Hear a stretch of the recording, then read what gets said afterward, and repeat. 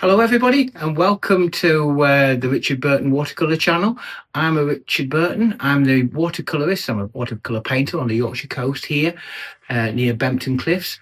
And I've been painting now for 40 years and thoroughly enjoy watercolour. And this is an opportunity to really showcase and show to you how, with a few simple techniques, we can teach watercolour, and you will enjoy it just as much as I do.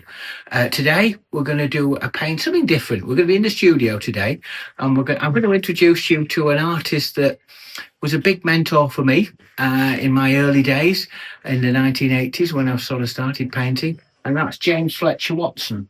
He's a watercolourist in the Cotswolds, and he was a particularly effective landscape artist, and he used to use a very simple techniques of layering the watercolour to create some wonderful effects. And he used to use wet in wet and wet on dry, and he really did effectively get some wonderful depth to his paintings. And today we're going to have a go at something similar to what he used to do. And this is a painting of Scotland. It's a painting called Kerrydale. And what it is, it's basically a nice sort of Scottish scene with a cottage, a road leading in over a bridge to that cottage with the mountains in the background. And I'm going to show you how to layer the washes and develop this relatively simple scene by using some sort of simple techniques. So now let's get down to the painting. Okay, so we'll start with the sketching. And as usual, what we're going to do is establish the horizon line. And we've got roughly a sort of 1/3, 2/3 sky. And then I'm going to sort of put in the bridge, the house, the buildings, and then sort of set the scene with the different layers of distance. So we've got the sort of foreground landscape that leads into the painting, followed by some hills in the middle distance that sort of roll towards the centre. And then you've got the distant hills, which will have the atmospheric nature and have the mist on them, which will give that feeling of mood and atmosphere. So we're now going to deal with the sky. I'm wetting the sky first with some clear water, but leaving a few patches of white for the clouds that are going to come through with the sun. And then I'm going to warm the sky up with some yellow ochre, just giving it a quick wash of that. And then I'm going to lift off the cloud and then drop in some light greys, which is basically ultramarine and burnt umber. And then I'm going to drop in some stronger blue, mainly sort of stronger blue on the right hand side and a weaker blue on the left hand side, which will run up against the clouds and give the feeling of the sun, the light coming through the clouds.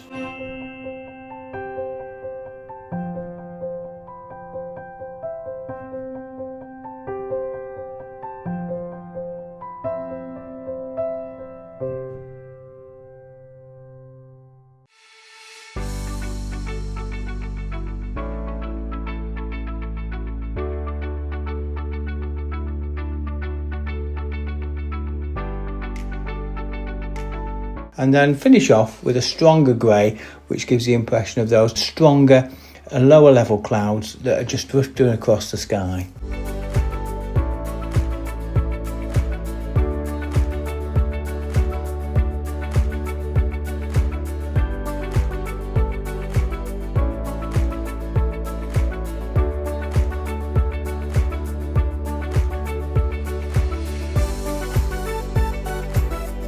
Okay, so now we're going to deal with the very distant hills. These hills have got mist coming over them, so it's important that first of all what we do is we drop in some clear water just where the mists are, and then I'm going to mix a strong mix of cobalt blue and light red, which will be a transparent colour, but I'm going to make it tonally quite dark, and I'm going to drop that into the hills in the distance, and as it sort of runs up against those white damp patches, it will give the feeling of mist on the hillside, which if by careful applying it and also lifting off, I will capture that magic of the mist on the distant hills.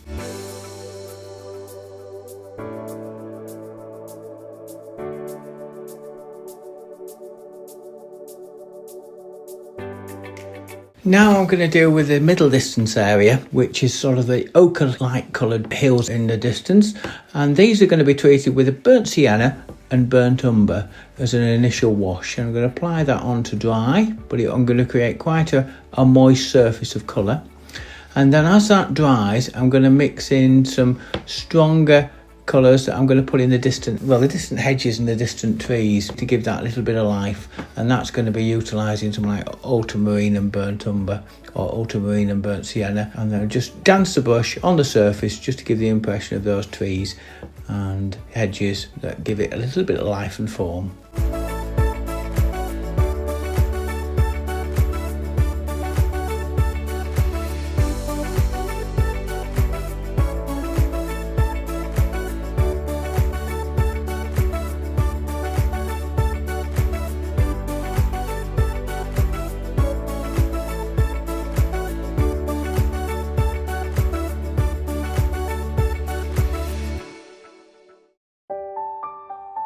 Now we're going to deal with this sort of larger foreground area, which is going to be the greens in the painting. Greens are really crucial because they set the mood and tone of the whole atmosphere of the painting.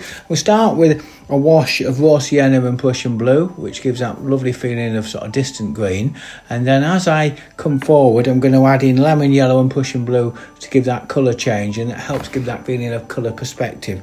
Alongside that, while it's damp, I'm going to add in some darker areas of Prussian blue and burnt sienna, which will help give me that feeling of undulations in the grass and different sort of distance areas in the grass as well, and in the distance. It'll give that feeling of depth. And all this wants to be done mostly on the damp and moist surface of the paper.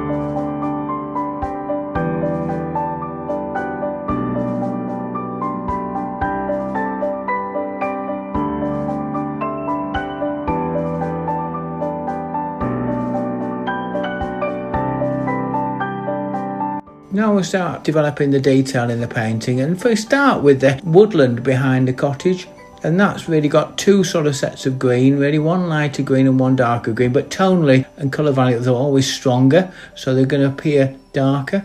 And I'm going to drop those in onto the moist. Basically it's going to be Prussian blue and burnt sienna, and then I've got a lighter element of green, which is more your Prussian blue, lemon yellow and raw sienna combinations of the two. And then while it's damp, I'm going to just lift off a little bit of an indication of some of the trees in the paper, and then once I've done that, I'm then going to strengthen it by adding some more dark into the woodland to give that feeling of depth and shape.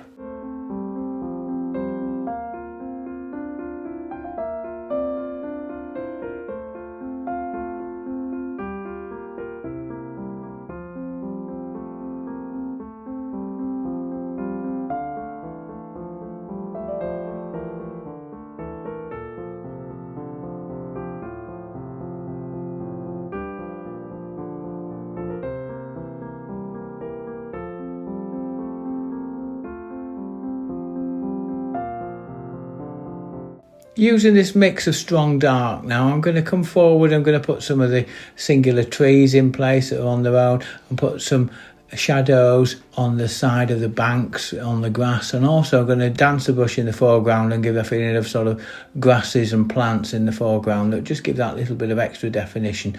Also put some shadows on the pathway on the roadside and put a little bit of colour and a bit of tone near to the bridge.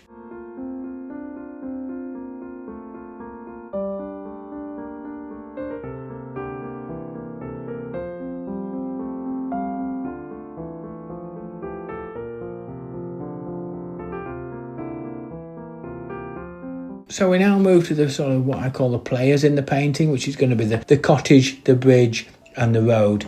And we start by putting a slate colour for the roof, which is sort of cobalt blue essentially, with probably a little bit of light red, and drop that in. And then alongside that I'm going to put some shadow on the side of the house and the side of the bridge, so I can get an indication of where the light's coming from. To my view is the light is coming from the left, so I'm going to put shadow on the right side of these objects, and I'm also going to use that sort of shadow colour to cascade through the road, so we get a feeling of tone to the road. Once this is dry, I'm now going to make a stronger dark. I'm going to put in the features of the windows, the doors, a little bit of shadow under the eaves of the building of the cottage, and just generally give it a little bit more feeling of detail. And then we're going to cascade that through to the bridge and start putting some of the shadows on the bridge, particularly trying to pick out that feeling of a stone bridge with the different stones in the bridge, and also put the shade underneath the bridge, so it starts to create that little bit of a three-dimensional feel to the structures.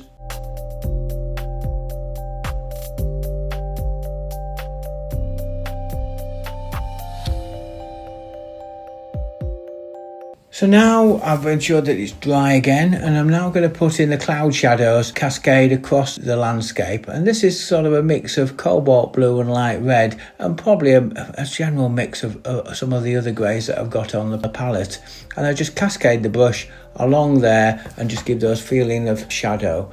And then after that, I'm then going to get a knife blade, and I'm going to utilise this just to pick out a few highlights and a few sort of extra sort of elements where there's provide a bit of sparkle to the painting. And then there we have it, the finished picture.